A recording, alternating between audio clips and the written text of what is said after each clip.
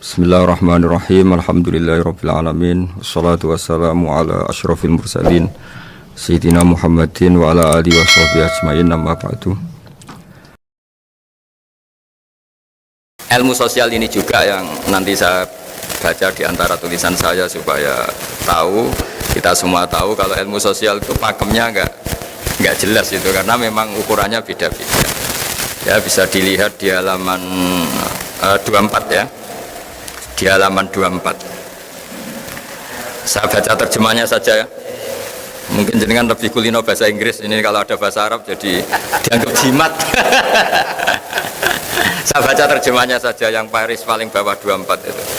Nabi Yahya suka berkawan dengan orang-orang baik, tentu itu baik. Sedangkan Nabi Isa memposisikan diri sebagai dokter yang mengobati orang sakit, tentu ini juga baik asal dilakukan orang yang benar dan dengan cara yang benar. Jadi singkat cerita, itu Nabi Isa itu kalau jalan-jalan di satu komunitas atau satu masyarakat atau satu daerah, itu mesti dia nginep atau nyari orang terburuk di sini siapa itu. Orang yang paling dibenci banyak orang itu siapa gitu. Kalau Nabi Yahya enggak tanya, orang paling baik di sini siapa. Yang Nabi Yahya bermalam di tempat orang baik, yang Nabi Isa suka berkawan yang kurang-kurang baik gitu. Singkatnya dua Nabi ini kan sezaman, Nabi Yahya dan Isa itu. Terus akhirnya ditanya sama Nabi Yahya, kenapa kamu suka berkawan orang-orang nggak baik? Terus ana tabibun, saya ini nabi, jadi seperti dokter, di mana-mana dokter yang ngobati yang sakit. Artinya kalau nabi kiai itu kan dokter peradaban, dokter sosial, dokter moral. Jadi itu kan ukurannya nggak jelas. Kalau kita bertawan orang baik, potensinya itu coro Jawa tahsilul hasil nguyai segoro. Wong wis sehat kok didatangin dokter untuk apa? Wong sudah baik kok didatangkan kiai untuk apa? Corong Jawa itu nguyai segoro gitu. Tapi berkawan orang jelek ya potensinya memang mengobati, tapi ya potensi katut. Karena ya iman pas-pasan. Jadi kan tapi itu kan satu ilmu bahwa kalau kita ingin mengentas kejahatan atau mengentas kebodohan mau tidak mau harus mau bersosialisasi kan. Makanya saya sering ketemu banyak kiai kalau ditanya, Gus berteman orang jelek itu gimana? Haram kata saya. Tapi kalau membina orang jelek baik dan bisa bina kalau berteman kan bulat-bulat. Bulat-bulat. Jadi logika yang dibangun kan berteman orang jelek haram, membina orang jelek baik. Bisa bina kalau berteman. Tapi bisa keblontor ya kalau berteman. Makanya hal-hal sosial gini tidak usah dipakemkan lah karena ilmu sosial itu nggak ada batasnya. Sufyan Ats-Tsauri itu ulama yang nggak mau kumpul orang. Yang satu temannya itu suka kumpul orang. Ditanya, kenapa kamu suka kumpul orang? Ya karena bisa jamaah, bisa ngajar, bisa macam-macam. Terus kata Sufyan Ats-Tsauri, wahal takrohu illa man ta'rif. Kamu pasti benci dan kecewa ya sama orang yang kenal. Artinya gini, kita akan disuruh mencintai orang Islam gara-gara kenal tuh kan punya pengalaman ditipu, disombongin, dikata-katain, dicuekin. Karena takut itu terjadi, Sufyan Ats-Tsauri milih tidak kumpul orang. Tapi tidak kumpul orang kemudian juga kalau punya mobil nggak pernah dipinjam, kalau punya uang yang nggak pernah nolong orang. Jadi efeknya sama-sama bisa iya bisa enggak. Itu nggak ada batasannya. Saya termasuk kiai yang jarang pergi sama istri karena ya pikiran saya sederhana, di rumah ketemu masa di perjalanan ketemu itu kan bisa bosen itu. Tapi ada yang sama istrinya pergi bareng terus karena selain nemani juga sambil ngawasi gitu. Itu kan batasan sosial itu enggak jelas. Jadi apa ya, makanya tadi kalau ditanyakan, tadi Pak Rektor juga tanya berteman non muslim, berteman itu enggak ada selesainya seperti itu. Karena saya juga pernah matur sama Bu Ova, karena tadi kalau kita misalnya jadi dokter terus ngobati orang yang potensi korupsi lagi, potensi jahat lagi, gimana hukumnya menyembuhkan orang yang potensi jahat lagi dan punya jejak memang jahat gitu. Ya pertanyaannya bagaimana kalau barokahnya kamu obati terus simpati terus jadi baik. Tapi ya terlalu ada pertanyaan, bagaimana gara-gara kamu obati jadi bisa jahat lagi, kan nggak ada selesai. Kita berkawan non muslim ya gitu, kalau orang Islam kita baik, barokahnya itu mungkin tertarik sama Islam. Tapi bisa saja karena kebaikan kita sarana itu dipakai yang tidak baik. Itu siklus sosial itu enggak pernah selesai. Nah, hal-hal seperti itu yang kata Nabi disebut orang yang beristihad, jika benar pahalanya 2, jika salah pahalanya 1. Karena ini, tapi ini yang sosial loh ya. Kalau tauhid ya hanya tunggal tadi, karena tauhid itu kebenaran tunggal. Sehingga kalau di tauhid nggak nerima konsep kecuali fama dza ba'dal haqqi illa dhalal. Kalau nggak benar ya pasti salah. Nah, kebetulan ilmu tauhid itu ilmu yang mudah dicerna manusia. Nah, disinilah kenapa Allah itu tetap saja ngendikan inna dina inda wahil Islam, karena setelah Imam Amudi tadi mencontohkan pentingnya iman sama al-wahidul ahadus somad, zat yang tunggal, yang satu, yang esa, entahlah terjemahnya al-wahid itu karena diterjemah Indonesia itu nanti padanan Arabnya kadang tidak pas, makanya sering ngeluh saya dengan Profesor Zaini, Pak Kures itu kadang ngeluh karena terjemahan Arab itu tidak mudah diterjemahkan Indonesia. Tapi apapun itu kan setelah kamu ngaji matematika atau ngaji ilmu apa saja tadi, saya punya kitab dulu diajarin Mbah Mun, itu satu kitab tuh gambar, mulai gambar gedung sampai gambar pohon sampai gambar sapi. Ternyata itu hanya untuk menjelaskan apapun ruwetnya gambar ini dimulai satu titik. Apapun alam raya seluas ini, ada Mars, ada Jupiter, ada apa saja, ya dimulai dari satu titik, yaitu nuqtatil wujud, yaitu wujudnya Allah Subhanahu. Angka sampai miliar triliun ya sama, dimulai dari angka 1. Nah, kita untuk memantapkan tauhid itu udah harus sampai nyun sewu ketemu Allah atau melihat surga langsung, neraka langsung. Dengan kekuatan akal kita ini sudah cukup. Makanya agama ini di kaum yaqilun, di kaum yatafakkarun, bagi yang mau berpikir. Nah, ini yang kebenaran hakiki. Tapi kalau kebenaran sosial tadi itu nggak jelas. Makanya saya kalau guyon, dan itu guyon yang ilmiah, itu ada orang itu perempuan jelek, saya berkali-kali cerita itu jelek, miskin lagi, terus sowan sama suaminya ke saya, Gus doain saya jadi orang kaya. Saya guyonin itu, nanti kalau suami jenengan kaya, pertama yang dievaluasi itu rumahnya diganti jadi bagus, mobilnya jadi ganti, lama-lama yang dievaluasi jenengan. Rumah sudah bagus, mobil bagus, tapi istrinya ini yang nggak layak gitu. Akhirnya terus bagus miskin aja gitu. Artinya ketika kita nganggap kekayaan itu berkah, ternyata enggak kan. Orang yang mulai berpikir macam-macam kan ya karena mapan itu. Yang dievaluasi kan rumah selesai, mobil selesai. Lama-lama yang dievaluasi apa? Istri. Nanti kalau yang istri yang kaya, yang dievaluasi suami. Nah, artinya kamu tidak bisa bilang kalau kaya lebih enak timbang miskin, atau miskin lebih enak timbang kaya, tidak juga. Ilmu sosial itu, saya pernah ketemu kiai, tak anggap alim lah, tanya saya, Gus, negara yang hebat itu ya negara yang maju, yang kayak Amerika, kayak Eropa. Terus tak tanya, negara dengan banyak urusan dengan yang tidak banyak urusan, kalau kamu jadi presiden suka mana? Suka yang nggak banyak urusan. Karena kalau negara besar itu banyak urusan. Akhirnya terus dia mikir, ternyata hukum sosial itu enggak, ya enggak itu, ya enggak jelas ya. Saya kalau punya mobil 2, kan ngurusi mobil 2, mendingan enggak punya 1 kan, mendingan enggak punya, enggak ada yang diurus. Tapi kalau pertanyaan dibalik, tapi enggak ada yang dipakai. Tapi kalau punya mobil banyak, hebat mana manusia yang diperbudak mobil sama yang enggak, bagus yang enggak. Caranya gimana? Ya enggak punya mobil. Tapi kalau dibalik tanyanya, hebat mana manusia yang punya sarana sama enggak, bagus yang punya sarana. Jadi ilmu sosial itu boleh dibolak balik. Nah, di sini terus tak teruskan lagi, mungkin ada beda halaman tentang menghadapi orang-orang yang salah. Orang-orang yang salah. Ini ada di hadis sahih, diriwayatkan bahkan di halaman 26 ya. Halaman 26. Ini juga masih seputar teori ilmu sosial. Ini hadis diriwayatkan oleh Imam Bukhari, Imam Muslim, Nasai. Terjemahnya di halaman 27. Ada seorang alim soleh berderma kepada zaniyah, semacam orang nakal ya. Tentu jadi gunjingan yang tidak sedap. Hari berikutnya berderma lagi kepada pencuri, tentu memantik gunjingan lagi. Berikutnya berderma lagi kepada orang kaya, tentu ini pun dikritik banyak orang. Orang alim tadi tetap memuji Allah dan menyerahkan urusannya kepadanya. Namun secara ilmiah si alim ini memberi argumentasi bahwa sedekahnya kepada zania agar tidak melakukan zina lagi, kepada pencuri agar tidak mencuri lagi, kepada yang kaya agar mau niru kebaikan sedekah. Jadi misalnya gini, orang sampai menjual diri kan karena nyari uang, terus si orang alim tadi, udah kamu tak kasih uang tapi tidak usah melakukan itu. Orang ingin nyuri kan juga karena nyari uang, udah kamu tak kasih uang tapi tidak usah mencuri lagi.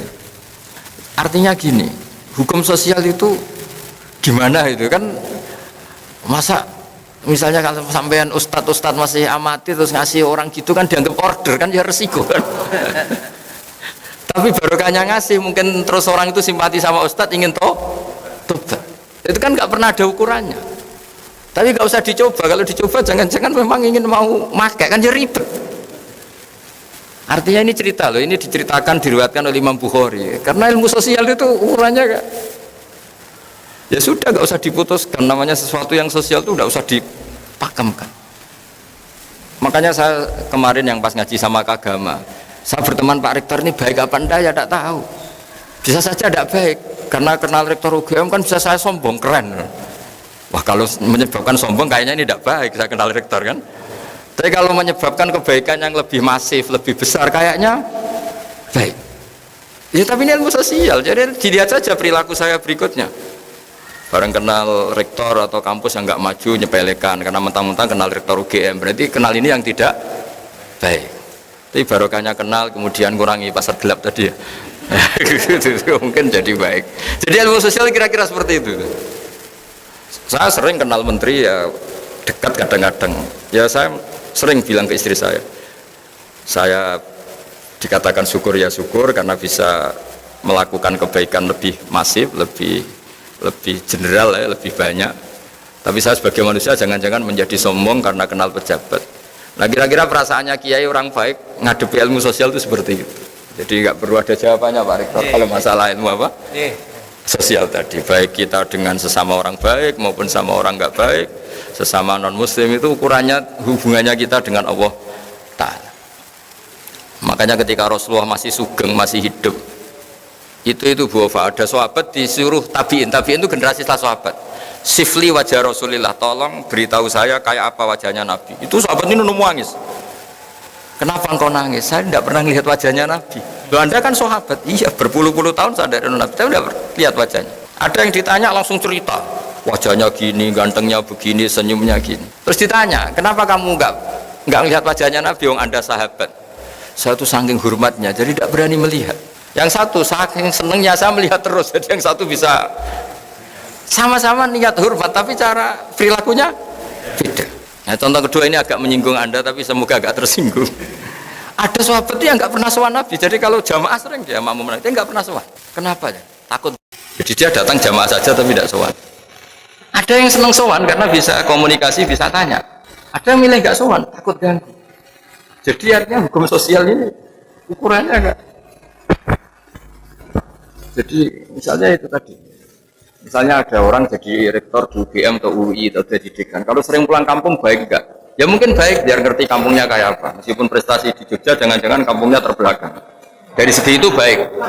Tapi dari segi sering pulang kemudian di situ ada ketua setai atau ketua kampus-kampus yang enggak maju, jadi mahjub. Gara-gara ini sering pulang, aktor-aktor di situ ini tenggelam. Baik enggak sering pulang lah kan gitu, kira-kira gitu. Karena kalau sering pulang, lakon-lakon di situ bintangnya jadi tenggelam. Sampai-sampai kamu situ mau nunggu apa saja keputusannya, nunggu Pak Rektor pulang, Pak Dekan pulang, profesornya. Ini kan penggoblokan massal ini, karena urusan gitu aja kok nunggu. Tapi kalau nggak pernah pulang juga orang komplain, wah mentang-mentang jadi orang besar lupa kampung. Itu kan nggak ada sebenarnya. Nah di sini kenapa semua nabi itu diajarkan dan disuruh mengajarkan tauhid, semuanya tunggal mulai Nabi Adam sampai Rasulullah SAW. Tapi syariat sosialnya beda. Ya kira-kira logikanya gitu. Karena nggak ada batasan. Gaya sosialnya kan beda.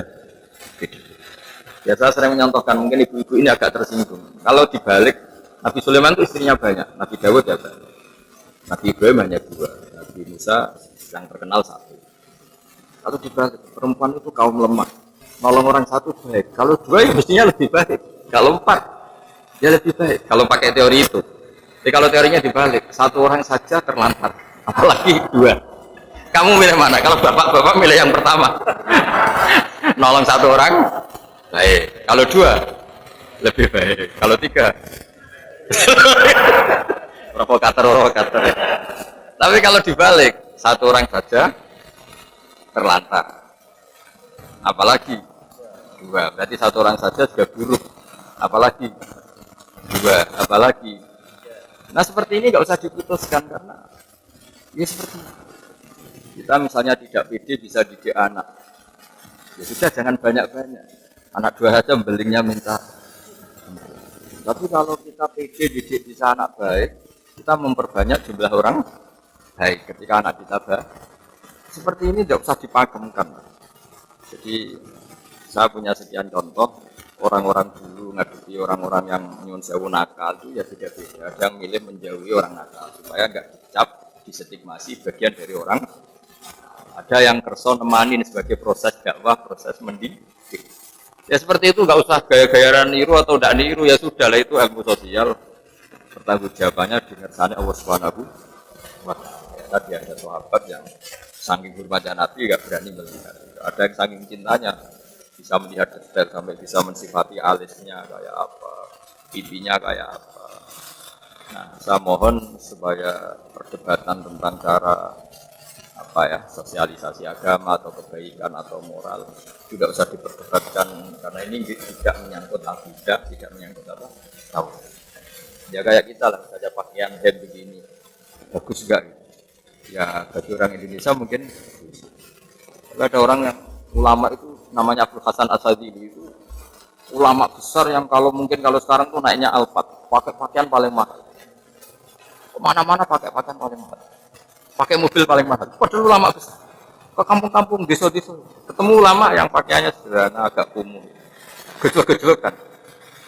Kamu itu ulama kok tidak sederhana, mau pakai baju sederhana, kamu itu ulama kok sederhana, ngawur sekali. Barokahnya saya meliti gini, mewah gini, umatku ra kepikiran nyangoni. Umatku ra kepikiran nyangoni. Kok gayane tawaduk ngene, malah wong kepikiran nyangoni. Akhirnya terus ya juga itu maksudnya ini. Ya kayak Pak Mujid misalnya melas gini kan orang wah. Itu kan. Tapi terus si yang ulama sederhana juga komplain. Kalau ulama kayak kamu semua itu orang miskin ya, ngenes itu. Nah ini cerita sosial, gak ada jawabannya kan apa? Imam Syafi'i dulu, ini cerita terakhir saya. Imam Syafi'i dulu itu pengagum orang miskin. Dia punya guru selalu orang miskin. Setelah datang ke Imam Malik, dia itu guru yang mewah, cara hidup mewah. Mulai komplain ya ini kiai kok mewahnya.